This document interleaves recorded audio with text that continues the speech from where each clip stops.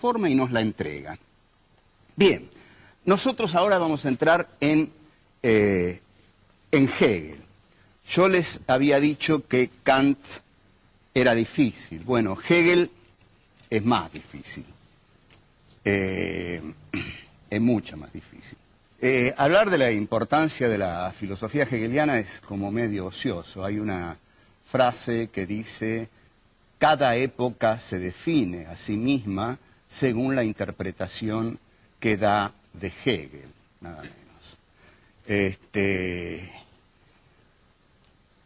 ¿Qué interpretación da de Hegel o ha dado de Hegel nuestra época? Entendiendo por esto las filosofías que han surgido en los últimos 30 años del siglo pasado y que todavía tienen vigencia, sobre todo en Francia y en la academia norteamericana y también en la nuestra. Es decir, esto es mecánico, todo lo que tiene suceso en Francia, en la academia norteamericana, es recibido en los países que son consumidores de conocimiento y no productores de conocimiento, como es el caso nuestro. Bueno, a Hegel se lo ha criticado mucho en los últimos 30 años porque se ha criticado la idea de dialéctica como progreso histórico.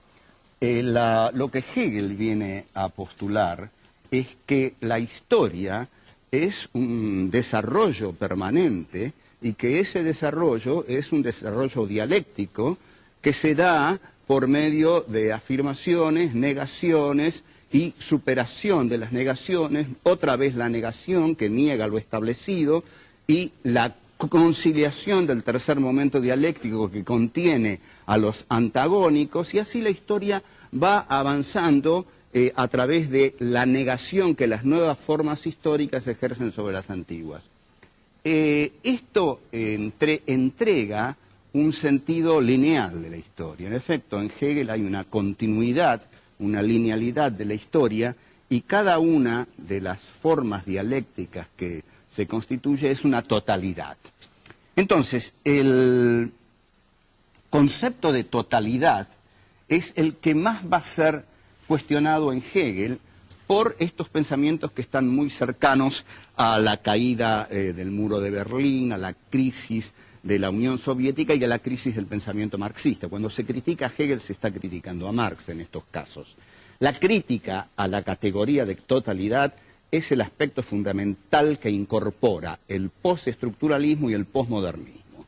El postestructuralismo con Foucault, Althusser, Derrida, Barthes, Deleuze, todos ellos vienen a criticar la categoría de totalidad y más todavía insistirán en esto los posmodernos, Jean-François Lyotard, Jean Baudrillard, etc. Hay varios pensadores posmodernos, y Gianni Battimo en Italia. ¿Qué es lo que ellos intentan decir?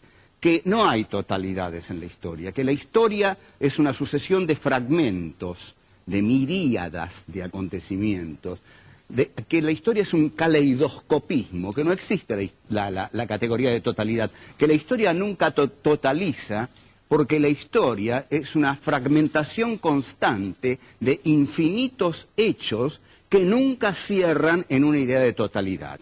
Lo que hacen con esto es criticar la idea de totalidad en Hegel y Marx y adosarla al Estado totalitario soviético. Y lo que están haciendo con esta multiplicidad infinita de hechos históricos que nunca termina es estar defendiendo la pluralidad de la democracia liberal y del mercado.